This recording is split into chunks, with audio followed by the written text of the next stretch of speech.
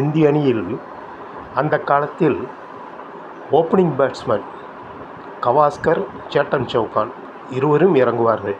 அப்பொழுது பேட்ஸ்மேன் என்றாலே ஒரு 5 பேர், அவர் 5 பேரும் சேர்ந்து குறைந்தபட்சம் ஒரு 300-400 ரன் அடித்து விடுவார்கள். 5 பேரும் அவ்வளோ பிரமாதமாக விளையாடுவார்கள். மீதி யாரும் சும்மா மொத்தத்தில் ஒரு 10 ரன் அடிப்பார்கள் கடைசியில் வருவார்கள்.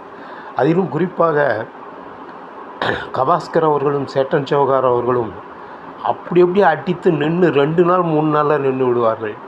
கிட்டத்தட்ட 200 ரன் அடித்து விடுவார்கள். அப்போ இந்தியாவில் விஸ்வநாத் மட்டும் கொஞ்சம் ஃபாஸ்ட்டாக அடிப்பார். மீதி அவ்வளவு கிட் பண்ணுறதுக்கு ஆளுக்கு ரொம்ப கம்மி. அப்போது ஒரு முறை ஒரு புதுசாக ஒரு விளையாட்டு வீரர் இறங்கினார்.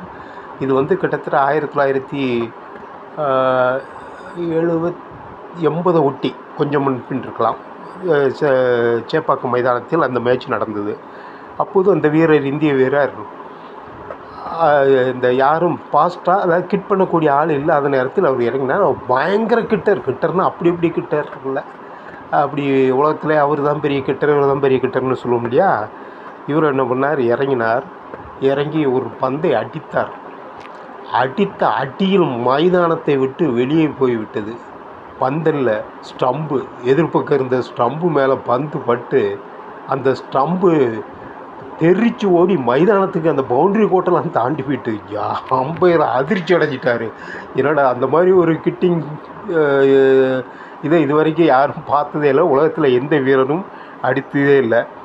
அப்படிப்பட்ட அந்த வீரர் தான் திரு கீர்த்தி ஆசாத் என்ற அந்த வீரர்.